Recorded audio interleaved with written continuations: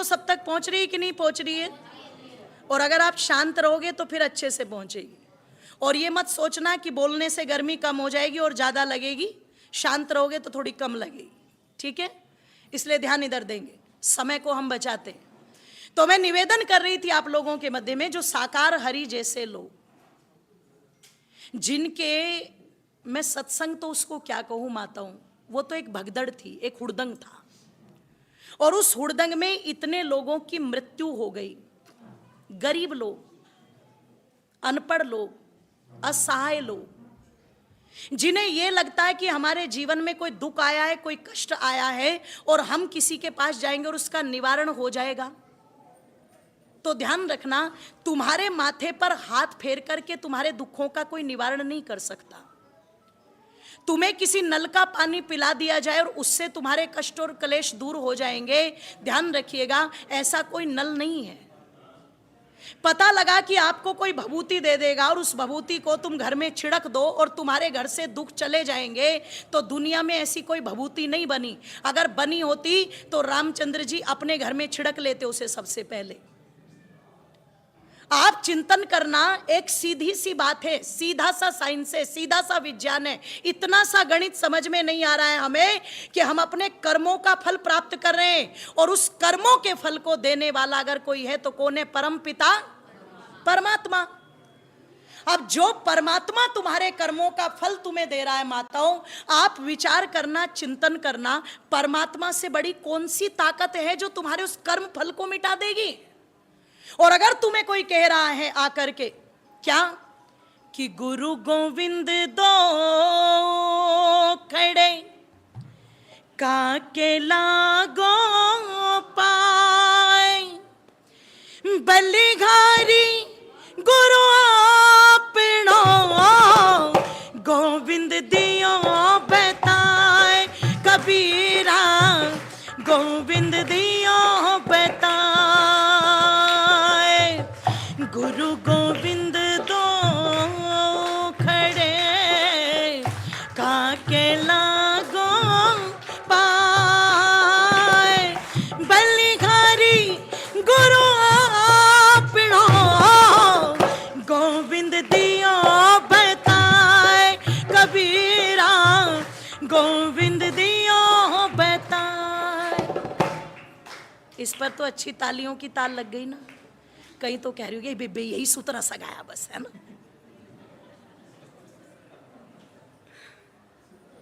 गुरु गोविंद दो खड़े काके लागो, और आगे बोलो, बलिहारी गुरु आपनो। इसका मतलब भगवान से भी बड़ा कौन है माताओं? बोल दो। अंदर ही अंदर तो चल रहा है पर बोल नहीं रही, पता है हर समाज में बैठी है।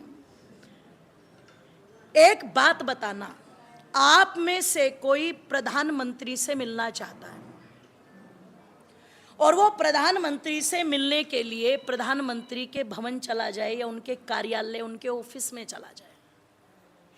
अब ऐसा तो है नहीं कि जाते के साथ में ही तुरंत आपकी मीटिंग होगी वहां पर, वेटिंग लिस्ट में तो बैठना पड़ेगा। अब पता लगा जब आप वेटिंग में बैठ करके इंतजार करते हो और जब आपकी बारी आती है तो एक व्यक्ति आता है आपके पास, एक कर्मचारी, और वो कर्मचारी कहता है चलिए आपका इंतजार है। यही होता है ना? अच्छा, किसने मिलवाया प्रधानमंत्री से आपको? जोर से बोल दो। कर्मचारी ने। अब आप क्या करो, प्रधानमंत्री के सामने जाकर के बोले प्रधानमंत्री तो जाए चूल्हे में और हम तो पैर छुएंगे, कर्मचारी के माला डालेंगे, कर्मचारी को सम्मान करेंगे, कर्मचारी का, और इतना ही नहीं बिल्कुल दंडवत साष्टवत प्रणाम करेंगे। तो कर्मचारी को ईमानदारी से बताना ये बात समझदारी की होगी या मूर्खता की होगी? जोर से बोलो। मूर्खता की है। क्यों है मूर्खता की? अरे जो मुख्य था उसे छोड़ दिया और जिसने मिलवाने तक का काम किया उसे ही पकड़ लिया आपने। उस कर्मचारी को आप इतना जरूर कह सकते हो धन्यवाद मान्यवर, आप यहां तक ले आए, थैंक यू। लेकिन जो सम्मान आपका रहेगा, जो फोकस आपका रहेगा, वो किस पर रहेगा? वो मुख्य प्रधानमंत्री पर रहेगा। परमात्मा कौन है? जोर से बोलो। प्रधानमंत्री। और अगर उस परमात्मा के विषय में आपको कोई बता रहा है तो वो एक कर्मचारी हो सकता है, आप उसका सम्मान कर सकते हैं, आप उनका धन्यवाद कर सकते हैं ओ मेरी माताओं बंधुओं, लेकिन आप उन्हें ही परमात्मा, जोर से बोलो, नहीं मान सकते। अगर आपने उन्हें परमात्मा मान लिया तो एक बात समझ लेना घरौंडा वालों, फिर व्यक्ति नाम का धार्मिक रह जाता है, वो काम का धार्मिक, जोर से बोलो, नहीं।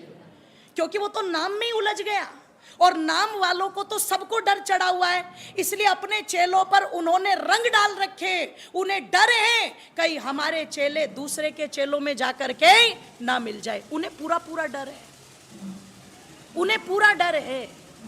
इसलिए सबने अपनी अपनी स्कीम निकाल रखी है, सबने धर्म को कहीं ना कहीं उस चक्कर में डाल रखा है। इनसे थोड़ा सा बचो। मैं फिर कह रही हूं, मैं सबका विरोध नहीं कर रही हूं, लेकिन मैं उन ढोंगियों का विरोध जरूर कर रही हूं जिनके कारण हाथरस जैसी घटनाएं घटती हैं, और वो तब भी, ध्यान रखिएगा, तब भी वो जनता के सामने आने को तैयार नहीं होते। और अगर आते भी हैं तो आप चिंतन करना, वो कौन सा साकार हरि है जिसकी गर्दन नीचे झुकी और आंखें नीचे झुकी हुई है, उसकी हिम्मत ही नहीं है आंखें मिलाने की। अरे हमारे यहाँ तो हम हनुमान जी को पूज्य मानते, जिन्होंने रावण की आंखों में आंखें डाल करके उसे चेतावनी दे दी थी। हम तो उन्हें सम्मान्य मानते, अंगद जी जैसों को, जिन्होंने आंखों में आंखें डाल करके चेतावनी दे दी थी।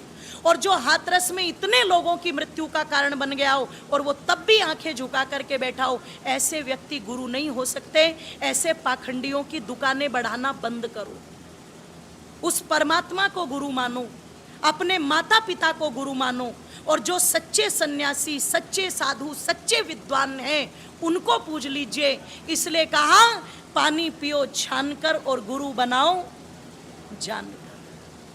सच्चे गुरु की एक ही पहचान है, वो तुमसे कभी भी अपनी पूजा नहीं करवाएगा, वो तुमसे कभी भी अपने लिए ताकत लगाने को नहीं कहेगा, वो हमेशा तुम्हें परमात्मा के साथ जोड़ेगा।